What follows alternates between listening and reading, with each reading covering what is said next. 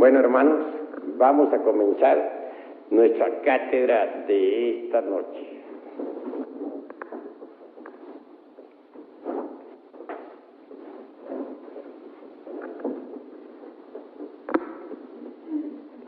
Incuestionablemente, la humanidad terrestre ha pasado por diversas fases de desenvolvimiento y esto es algo que debemos analizar juiciosamente.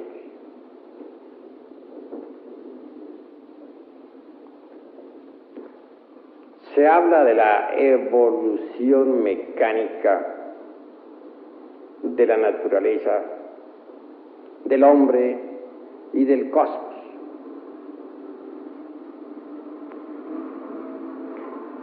Desde el punto de vista antropológico, hemos de comprender que existen dos clases de evolución. La primera se iniciaría, obviamente, con la cooperación sexual debidamente comprendida en todos y cada uno de sus aspectos.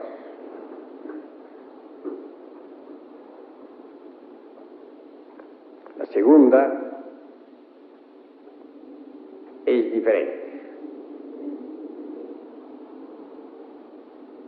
Incuestionablemente, en principio, la raza humana se multiplicaba en la misma forma en que las células se multiplican. Bien sabemos nosotros que el núcleo se divide en dos dentro de la célula viva, que especializa una determinada cantidad de citoplasma y materias inherentes para formar célula nueva. Las dos se dividen a su vez en otras dos y así, mediante el proceso fisíparo, diríamos, de división celular, se desarrollan los organismos, se multiplican las células, etc. Si en principio los andrógenos se dividían en dos o en tres individuos, para reproducirse, más tarde todo eso cambió y hubo de prepararse el organismo para reproducirse posteriormente mediante la cooperación sexual.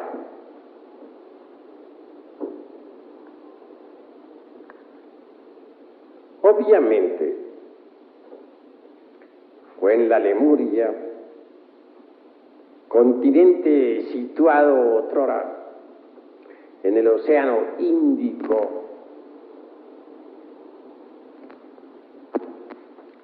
donde se realizaron los principales aspectos relacionados con la reproducción. En principio,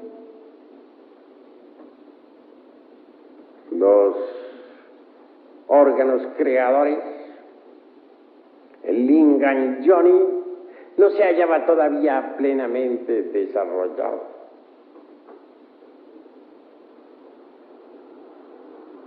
Se hacía necesario que estos órganos de la especie cristalizaran totalmente y se desenvolvieran que más tarde en el tiempo pudiera realizarse concretamente la reproducción de la especie humana mediante la cooperación sexual. Así que, conforme estos órganos masculino, femenino se fueron desarrollando, ya no diríamos en el ser humano meramente andrógino, sino hermafrodita.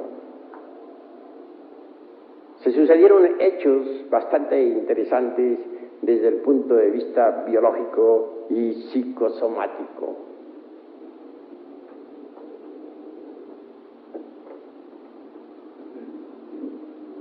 La célula fertilizante, por ejemplo, lograba hacer contacto con el óvulo y así tal célula átomo se desprendía del organismo del padre-madre para desarrollarse y desenvolverse. Como secuencia o corolario, mediante procesos muy delicados devenía luego una nueva criatura.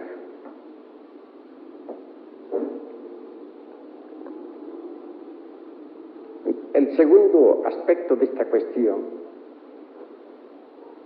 fue también bastante interesante.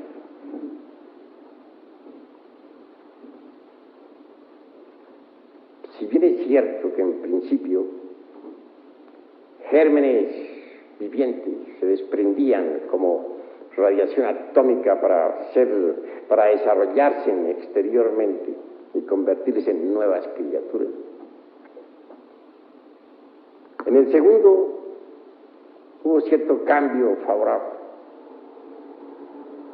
Podría decirse que el huevo fecundado,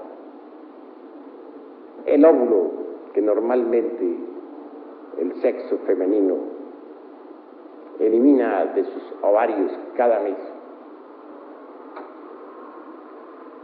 tenía cierta consistencia extraordinaria. Era ya un huevo en sí mismo, en su constitución intrínseca. Un huevo fecundado interiormente dentro del padre-madre, dentro del hermafrodita. Un huevo que al salir al mundo exterior podía desenvolverse o incubarse hasta que al fin se abría para que una criatura emergiera de allí.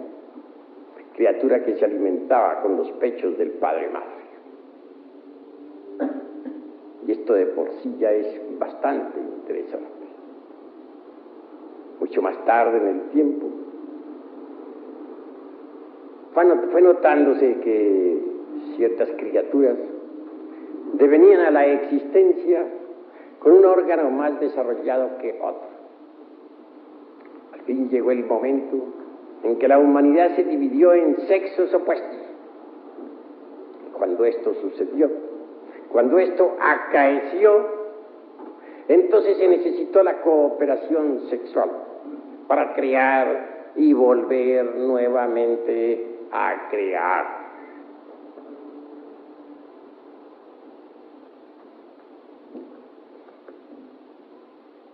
Las genealogías de Haeckel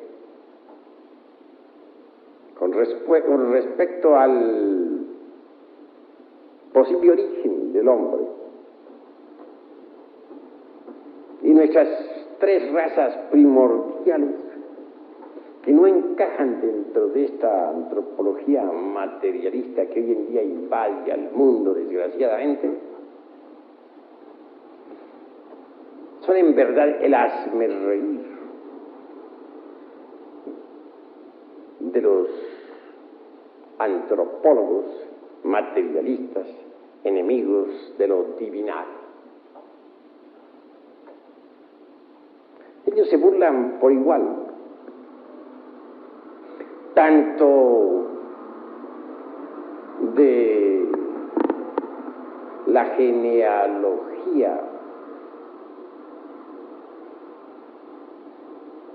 de un jeque, o de las genealogías, para hablar en plural, como de los linajes aquellos de Homero. Recuerden ustedes claramente a Aquiles, el ilustre guerrero, hijo de Marte, a Agamenón, hijo de Júpiter, el que desde lejos manda, etc. Frases o palabras poéticas de aquel hombre que cantara en otros tiempos a la vieja Troya y a la cólera de Aquiles, el guerrero.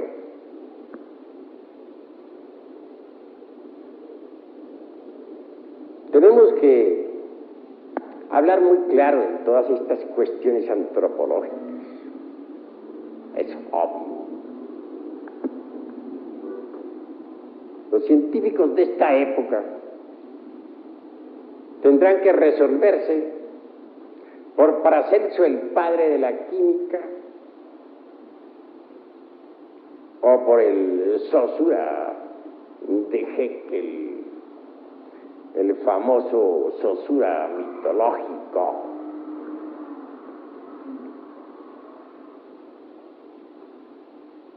En todo caso, es mucho lo que tenemos que analizar e investigar dentro del terreno exclusivamente antropológico.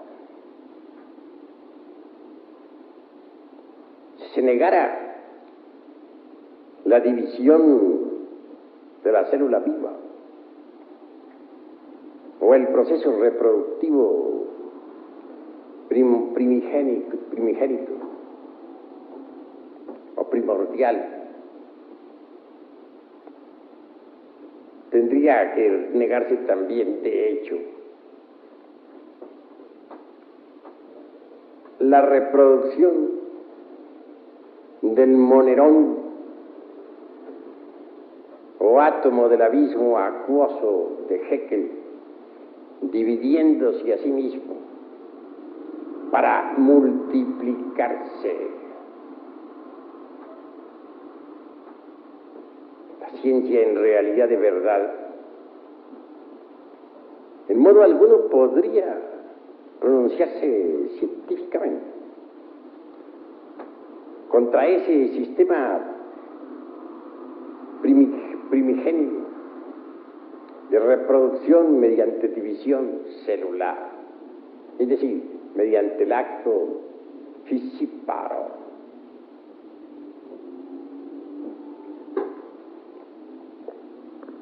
Sin embargo, nos damos cuenta claramente de que estas dos teorías expuestas sobre la forma como comenzar la reproducción, ya por medio de la cooperación sexual, o aquella otra en que los órganos creadores deben desarrollarse antes de iniciarse la posible cooperación, es muy discutible y espinoso. Todas las teogonías religiosas, desde la órfica, es bastante antigua, hasta la Biblia cristiana, nos hablan de un comienzo mediante cooperación sexual. Es más bien simbólico. Podría repetirse a cargo de la alquimia, pero no científico, antropológico, que no podría comenzar un proceso evolutivo con cooperación sexual, claramente, cuando todavía los órganos creadores no han sido creados.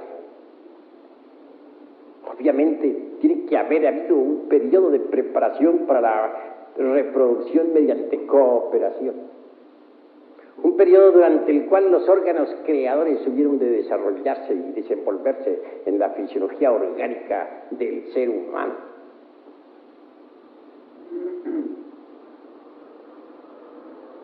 Las escrituras religiosas, tanto del Oriente como del Occidente, han sido muy alteradas, excepto la del Vishnu Purana, por ejemplo, donde se dice que Daxa, después de haber dado a los seres humanos la capacidad de reproducirse mediante la cooperación,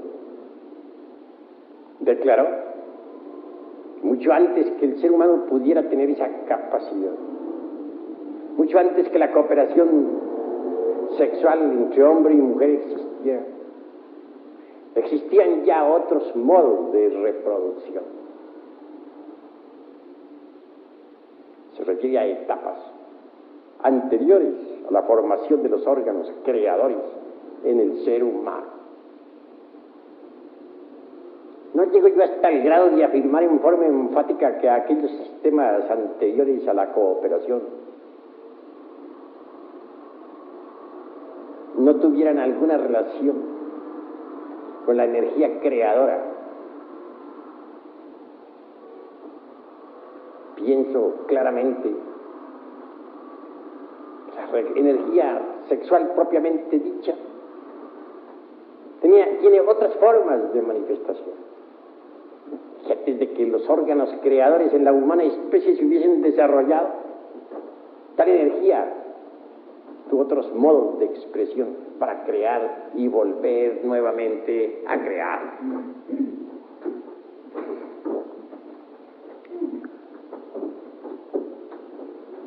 Es lástima que las Sagradas Escrituras de todas las religiones hayan sido adulteradas. Bien sabemos que hasta el mismo Esdras no dejó de alterar un poco el Pentateuco en la Biblia hebraica.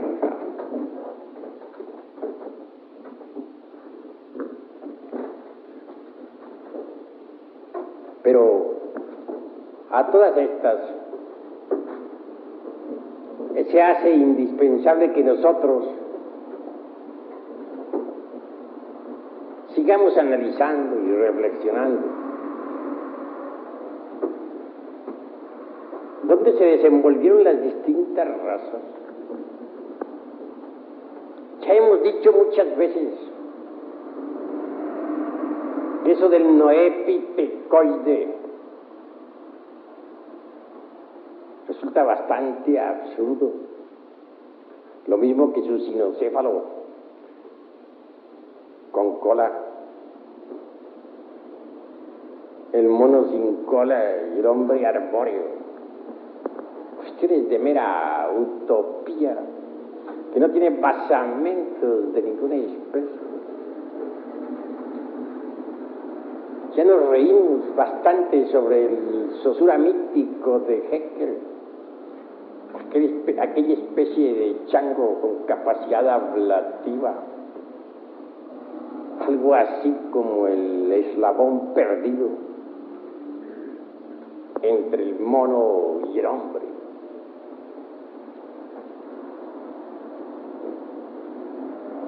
Así hace necesario saber dónde se han desarrollado estas razas,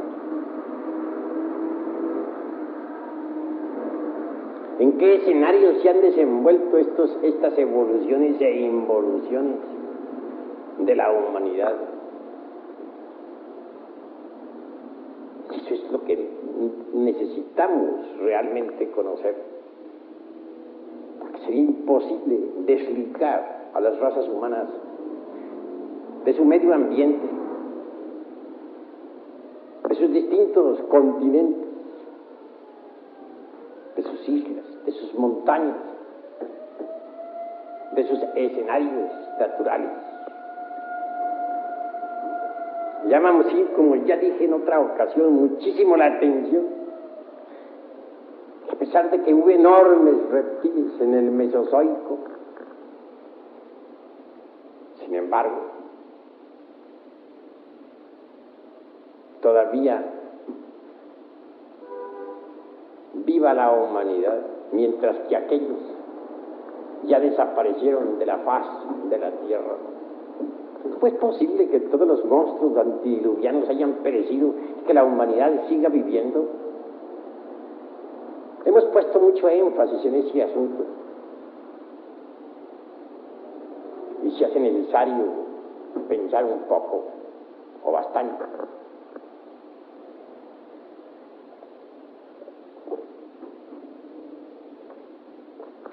Que el ser humano esté relacionado con su ambiente es algo que no se puede negar. Que hayan existido otras formas de reproducción distintas a las de la cooperación sexual es también innegable. Pero conviene conocer algo sobre el ambiente donde se desarrollaron las distintas razas. Urge que poco a poco vayamos estudiando los distintos escenarios de la naturaleza. No negamos en modo alguno que hay hechos que los astrónomos verdaderamente no conocen. ¿Qué saben ellos, por ejemplo, sobre los cambios o modificaciones del eje de la Tierra en relación con la oblicuidad de la elíptica?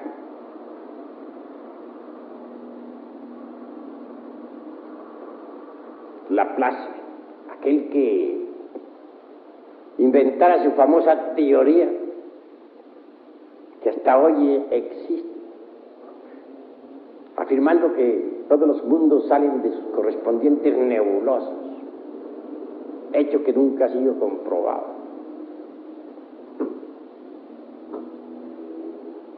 Llega hasta decir fanáticamente que la declinación del eje de la Tierra en relación precisamente con la elíptica, con la oblicuidad de la elíptica, es casi nula, y que así ha sido siempre en forma secular.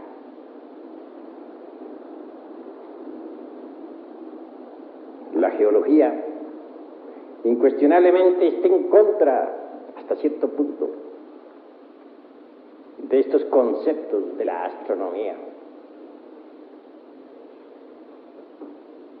Claro que la desviación del eje de la Tierra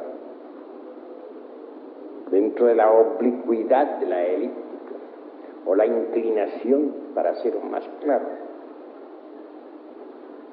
implica periodos, dijéramos, glaciarios, que se suceden siempre a través de las edades.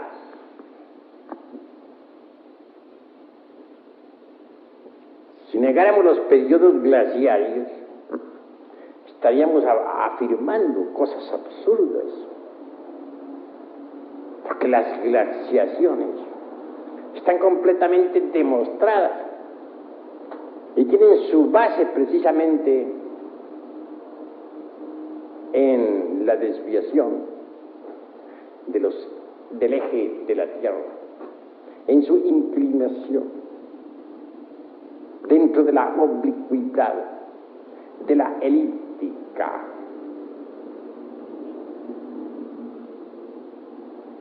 Así que está demostrado con entera claridad mediante los estudios geológicos tal desviación que niegan los astrónomos.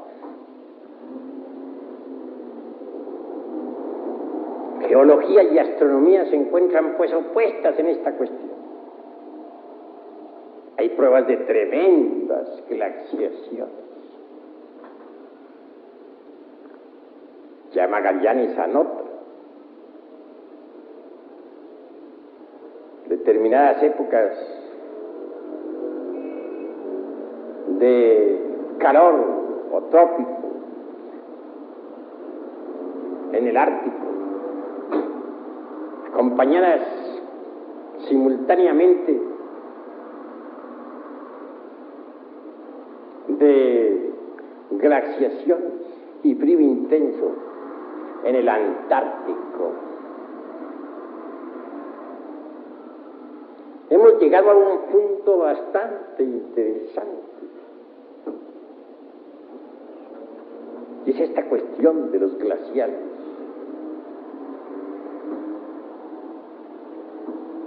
Parece increíble que en el sur de la Europa y en el norte del África hubieran existido en otros tiempos terribles glaciaciones. La España, por ejemplo, se ha podido saber con recargo, con cargo a la época silúrica,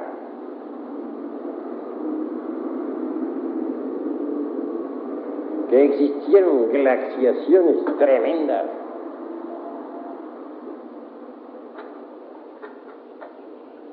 Y esto está demostrado a través de todos los estudios de la paleontología.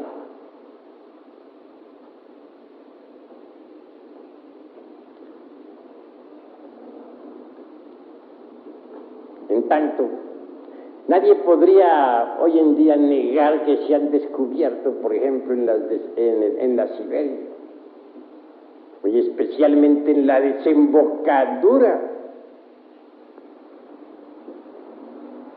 de ciertos ríos, como el Obi y otros,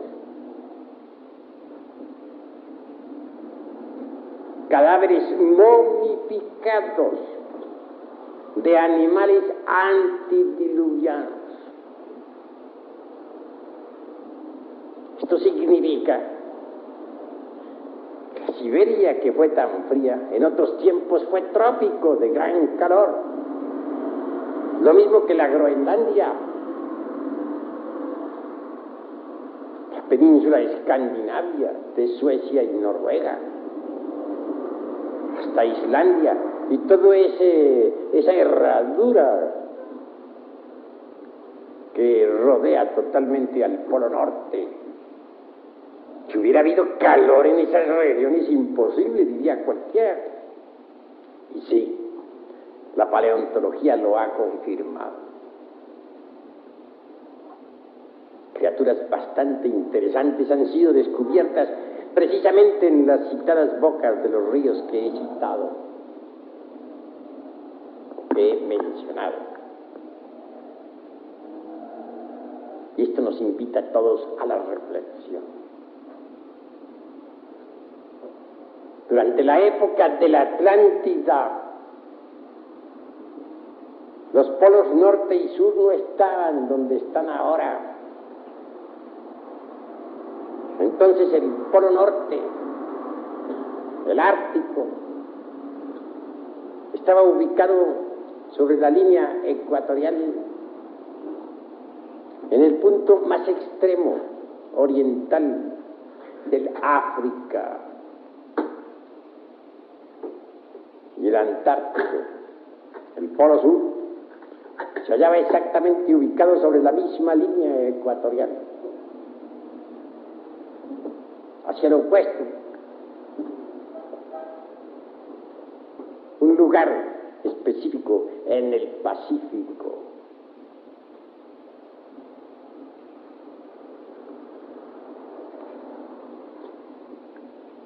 Ha habido pues cambios tremendos en la fisonomía del globo terrestre. Los verdaderos mapas antiguos son desconocidos para los sabios de esta época. Pues en las criptas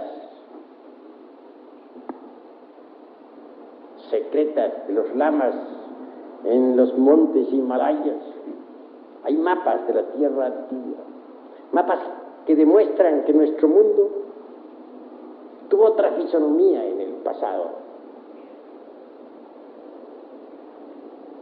Pensemos en Lemuria, ese gigantesco continente, ubicado entonces en el Índico.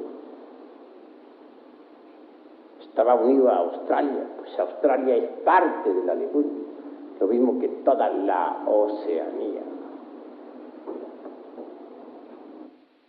El Ártico se hallaba ubicado en el punto más oriental sobre la línea ecuatorial del África. Todo era diferente, distinto, completamente distinto. Por aquella época acaeció un glacial de esos terribles. Esa glaciación se proyectó precisamente desde el polo ártico, ubicado en el África, hacia la Arabia, o sea, hacia el sudoeste del Asia.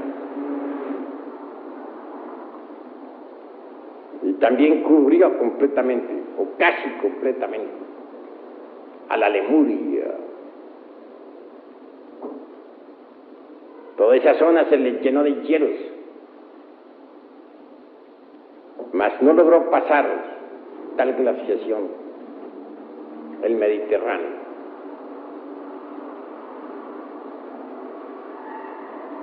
Resulta pues interesante que hay épocas en que nuestro mundo tierra pasa por tales glaciaciones, en que el hielo invade determinadas zonas, en que mueren millones de criaturas. Y todo eso se debe realmente a la inclinación del eje de la Tierra en relación con la oblicuidad de la elíptica.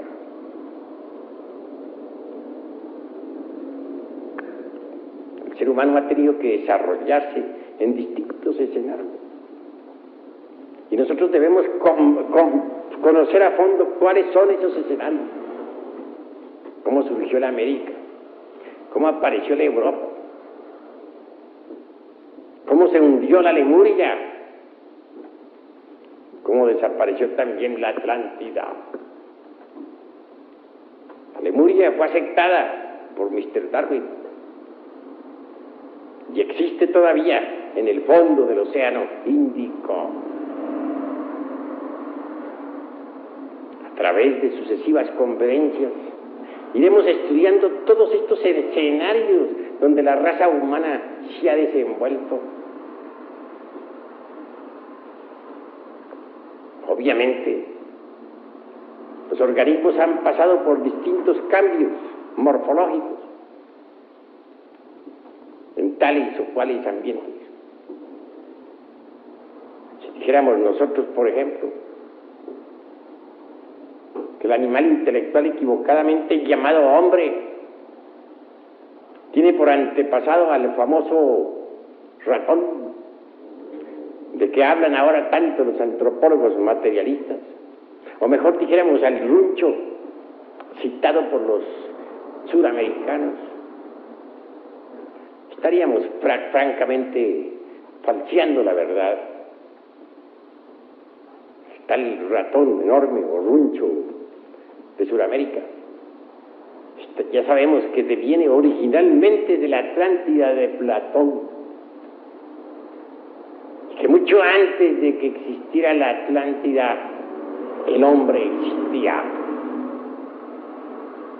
O entonces el hombre es anterior al famoso runcho atlante, o ratón, como se le cita ahora por estos tiempos.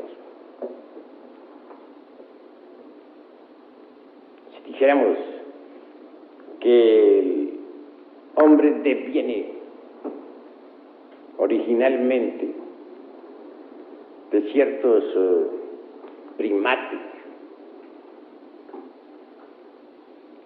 y más tarde tratar de ciertos homínidos de la antigua tierra lemúrica, tan aceptada por Mr. Darwin, también estaríamos falseando la verdad. Porque antes de que los simios existieran, mucho antes de que hubieran aparecido los tan cacareados primates u homínidos, el hombre ya existía.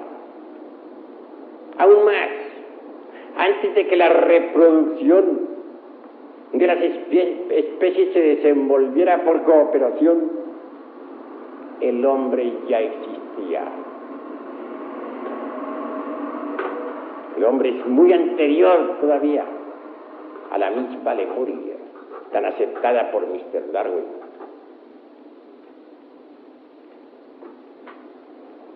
Obviamente, tenemos que reconocer que esta raza humana, que ha sido estudiada en forma, digamos, superficial por los antropólogos materialistas, y que ha pasado desde los tiempos monolíticos por las etapas del Eoceno, del Mioceno y del Plioceno, es más antigua todavía que los continentes Atlante y Lemur. Mas será necesario, repito, seguir estudiando los distintos escenarios de nuestro mundo para comprender mejor los diversos procesos de evolución e involución de las distintas razas humanas. Por de pronto, quiero decirles que nosotros los gnósticos somos firmes en nuestros conceptos, y que si se nos pone a escoger entre un Paracelso como padre de la química moderna o un Haeckel como creador del famoso Saussure mítico, francamente nos resolvemos por el primero, por el gran sabio Paracelso. Hasta aquí mis palabras por esta noche. Paz inverencial.